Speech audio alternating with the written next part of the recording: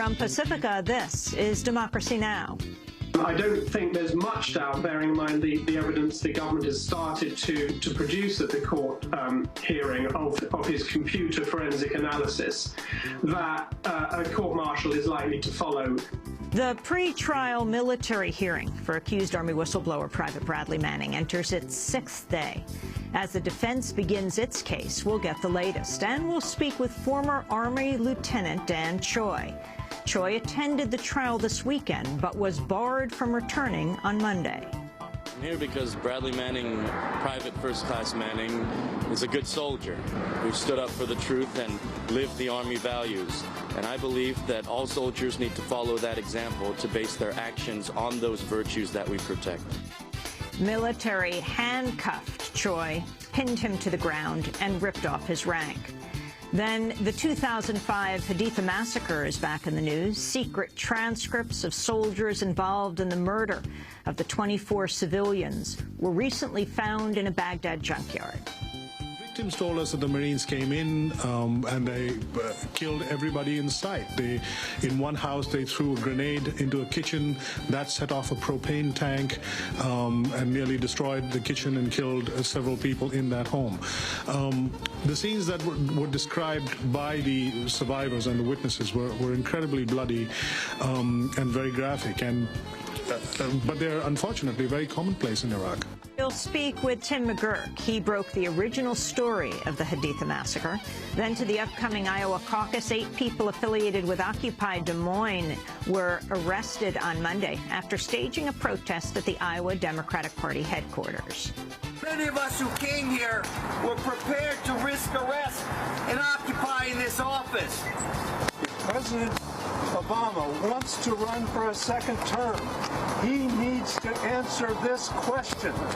Is there any other kind of war besides a dumb war? All that and more coming up.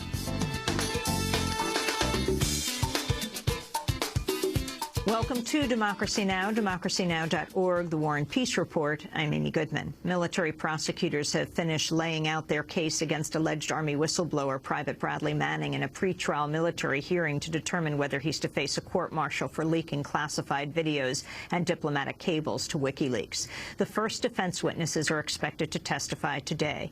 On Tuesday, the man who turned Manning in to U.S. authorities, Adrian Lamo, denied in his testimony he'd violated a journalistic or ministerial promise of confidentiality when he handed over the chat logs that led to Manning's arrest. We'll have more on the Manning hearings after headlines. We'll be speaking with a Guardian reporter and former Lieutenant Dan Choi.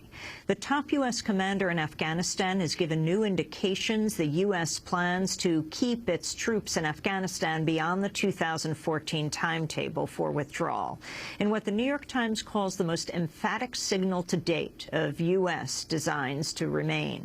General John Allen said talks on a strategic agreement with the Afghan government would, quote, almost certainly include a discussion with Afghanistan of what a post-2014 force will look like.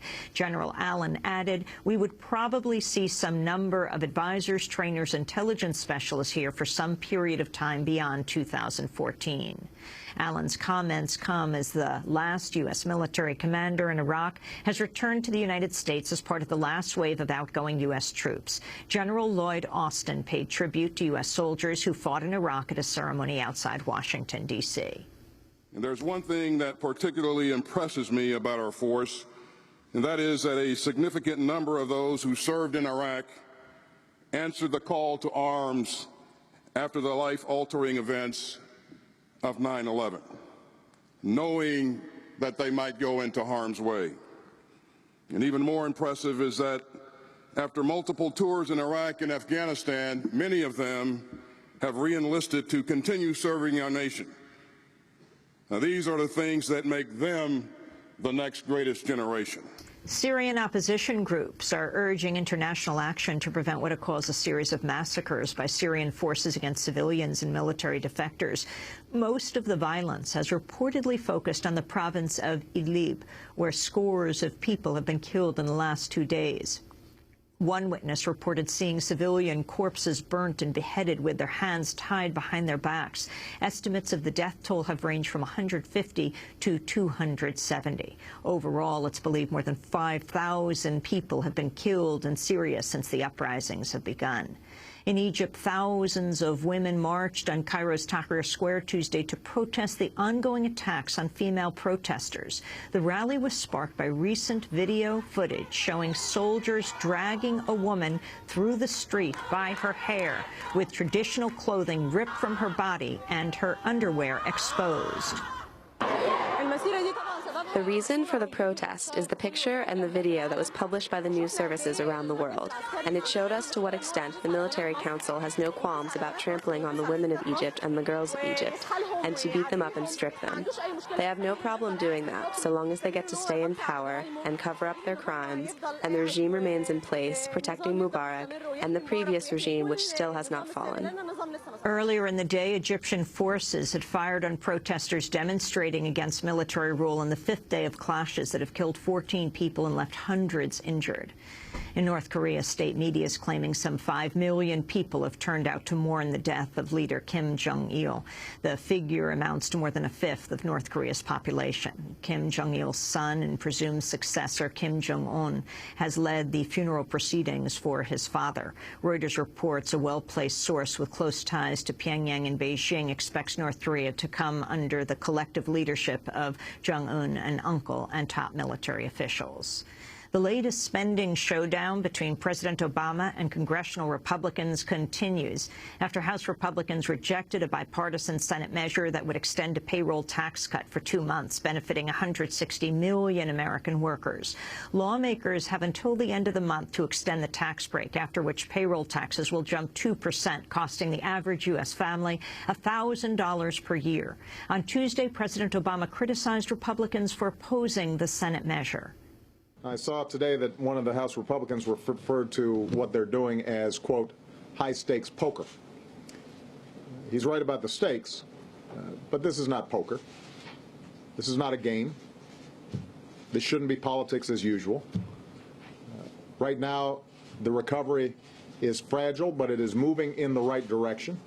Our failure to do this could have effects not just on families, but on the economy as a whole.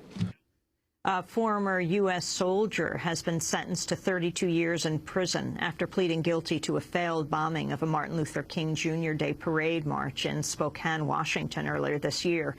Kevin William Harpin admitted to hiding a bomb coated in rat poison in a backpack along the parade's route. Investigators say it was equipped with a remote-control detonator and positioned to direct its blast toward the marchers. The Southern Poverty Law Center, a nonprofit that tracks hate groups, has identified Harpin as a one-time member of the white supremacist National Alliance. He tried to withdraw his guilty plea just before his sentencing, but was denied. A U.S. citizen and Boston area resident has been convicted of conspiring to support al-Qaeda and other terrorism charges after a controversial trial. Tarek Mahana was accused of trying to serve in al-Qaeda's media wing. He was 27 years old when he was arrested October 2009 and has been held in solitary confinement. Mahana was originally courted by the FBI to become an informant. His lawyers argued that he was acting well within his First Amendment rights and posting jihadist content online and was expressing his own political views, not conspiring with al-Qaeda. But the jury found Mahana guilty of all charges. The defense says it'll appeal. In a statement, the American Civil Liberties Union of Massachusetts criticized the verdict, saying it undermines free speech. The top U.S. nuclear safety official is backing Japan's claim to have stabilized the earthquake-stricken Fukushima Daiichi nuclear power facility and brought the crisis under control. Speaking after a visit to the plant, Gregory Jaczko, the chair of the U.S. Nuclear Regulatory Commission, rejected suspicions raised by experts that the plant is not ready for the next stage of cleanup. Jaczko also said he had learned from seeing the plant firsthand. A humbling experience for me to go to Fukushima Daiichi and see the damage to the reactors, to see the damage to the facilities. But it was also a very inspiring visit because I really got to see and experience firsthand the kind of conditions and efforts that were made by many of the workers immediately after the accident. Seeing both the sites, I think, left me with two very different impressions, but both of them really, I think, a recognition of the positives and the things that we can learn going forward about how to ultimately reduce the likelihood of an event like this in the future. Members of the UN Security Council have issued rare public criticism directed at the United States over the Obama administration's refusal to allow a resolution criticizing Israel's settlement building in the occupied territories. After a closed-door session Tuesday, diplomats from all the regional blocs represented on the Council expressed frustration with the Obama administration's stance. The Palestinian ambassador to the UN, Riyad Mansour, said the U.S. is alone in blocking action against illegal settlement building.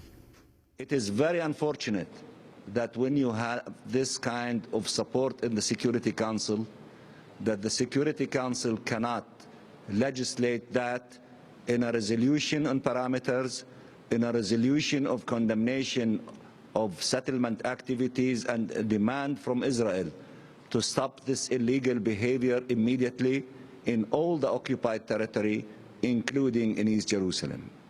And the reason why the Security Council was unable to act on this very important issue simply because of a position of one powerful country in the Security Council. And the once-imprisoned U.S. activist Lori Berenson arrived in New York on Tuesday for the first time since her 1995 arrest in Peru. Berenson was allowed to leave Peru, along with her 2-year-old son Salvador, to spend the holidays with her parents here in New York City. She was paroled last year after serving 15 years of a 20-year sentence for aiding the outlawed Tupac Amaru revolutionary movement. After she landed, Berenson declined to speak with reporters. Her mother, Rhoda Berenson, made a brief statement. This is not a political time for us. This is a time for family and friends. Everybody's excited about meeting Salvador. So he's going to be front and center. Rhoda, how's your Spanish? I don't have any. That's exactly how it is. But Salvador can mumble words in both languages. And those are some of the headlines. This is Democracy Now!, democracynow.org, The War and Peace Report. I'm Amy Goodman with Democracy Now!'s Nermeen Sheikh. Thank you, Amy. And welcome to our listeners and viewers around the country and around the world.